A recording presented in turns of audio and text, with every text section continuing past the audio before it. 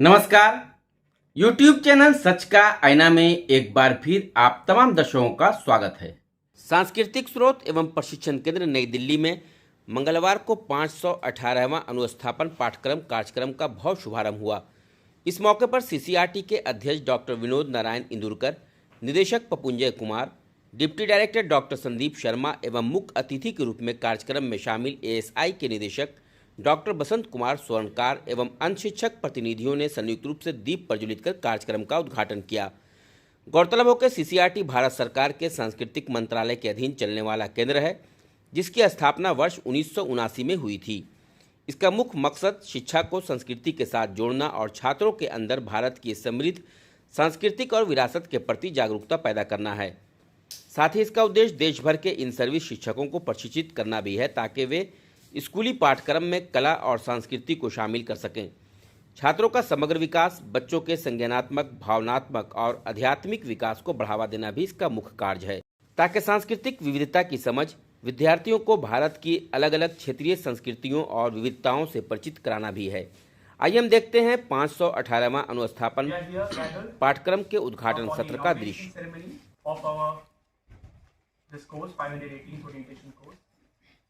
To begin this program, I'll request our respected Chief Guest, Honorable Chairperson Sir, our respected Deputy Director Sir, to please come on the stage for lighting of lamp ceremony.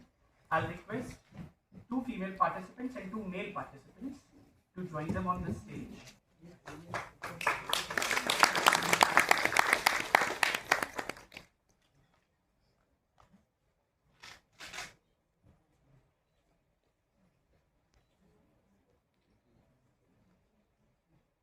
Kashmir, so we have covered from all the directions. To begin with, I'll request our Post Director and Deputy Director Training, Dr. Sandeep Sharma sir, to welcome our participants in this 518th orientation. Archaeological Survey of India, my colleague from CCRT and dear teacher participants. CCRT organizes a variety of training programs with objectives to link education with culture. National Education Policy says culture is a significant component where we can make changes whatever is your subject in a classroom.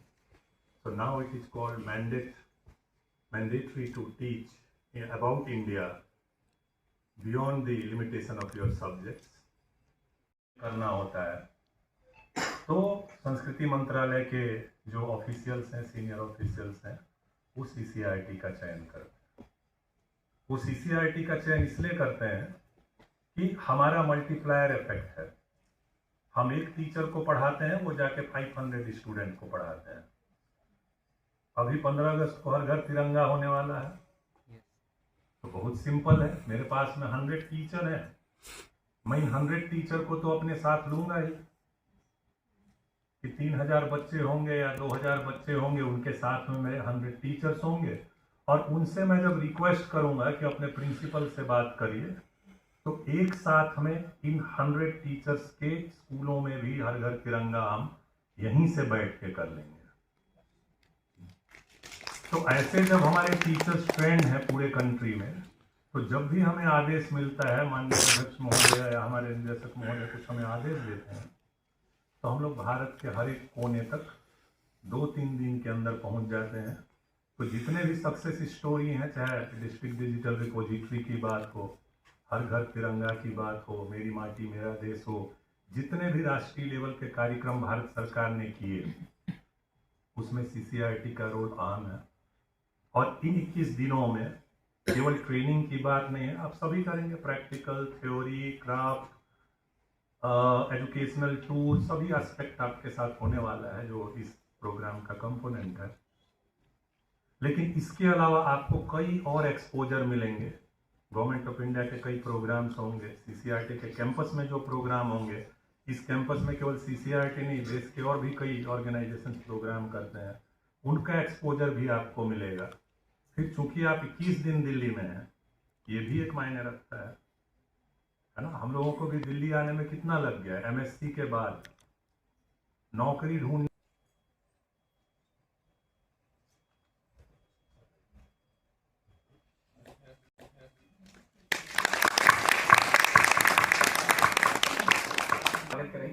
Doctor Sandeep Sharma sir. एक बार जोरदार तालियां हो sir.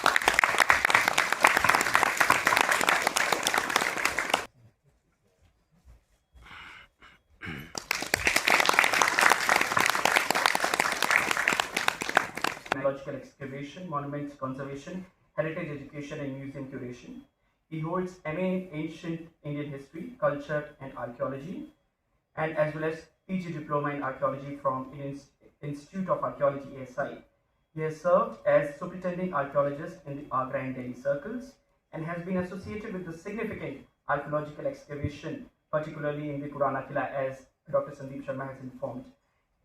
इतने महत्वपूर्ण विषय है कि जिसके यदि डेफिनेटली जो थीम बनाई है साधुवाद इस थीम को बनाया है, क्योंकि शिक्षा में यदि हम बात करें, अभी संदीप जी बता रहे थे कि टेंजिबल हेरिटेज इंटेंजिबल हेरिटेज हमारे देश जो है, मैं ये कहना चाहूँगा कि विश्व में शायद हम सबसे रिच कंट्री है इस मामले में कि हमारी जो कल्चरल लीगेसी है शायद विश्व में किसी और देश के पास नहीं है। इसका फोटो तुम्हारे बुक में पेज नंबर 42 पर बना हुआ है।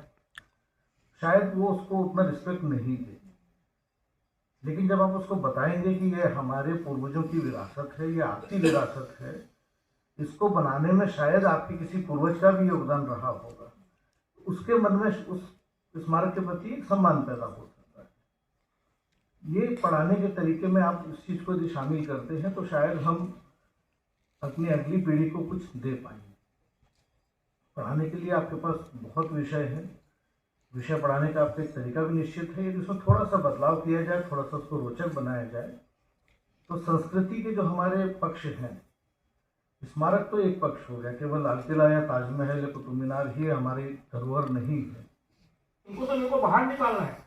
बाहर निकालने के लिए मुझे जो करना पड़ेगा वो हम करते हैं। जैसा एक पेंटर होता है, पेंटर के दिमाग में बहुत सारे विजुअल्स आते हैं, लेकिन जब तक वो कैनवास पर उसको उतारता नहीं है तब तक उसकी आर्ट पूरी नहीं होती। इसका मतलब ये होता है कि क्रिएशन एक और परसेप्शन दूसरी ओर, ये दोनों बातें होती है। यदि उसको क्रिएट करना होगा, उसको कुछ निकालना होगा, तो उसको कुछ प्रयास करने पड़ेंगे। उसके पास स्किल, टैलेंट नाम की चीज उसके पास रहनी चाहिए। सिर्फ टैलेंट से भी नहीं होगा। Talent is something which one has or has not for that particular field. Talent होगा नहीं तो नहीं होगा तो फिर हार्डवर्क और बाकी सारी चीजें पढ़ के उसमें डेवलपमेंट पॉसिबल है। तो स्किल रहती है, स्किल डेवलप भी की जा सकती है।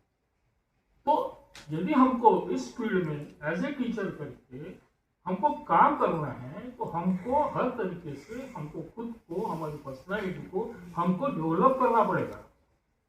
उसके लिए हमको हमारा अप्रोच बदलना पड़ेगा। हमने आज तक जो भी सीखा होगा वो सारा काम में आने वाला है, आता भी है, लेकिन क्या हम आज जो नई बातें चल रही है दुनिया में, उसकी जो पेस है, उस पेस के साथ हम चल रहे हैं?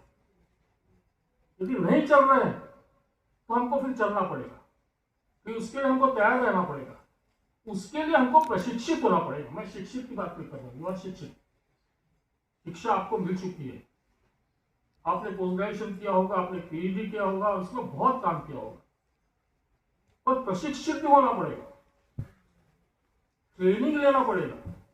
और ट्रेनिंग हमेशा किसी बात को लेकर के होती है। क्यों ट्रेनिंग कर रहे हैं हम? क्या आवश्यकता है इसकी? आपको तो इतने साल का एक्सपीरियंस है, क्या जरूरत है ट्रेनिंग?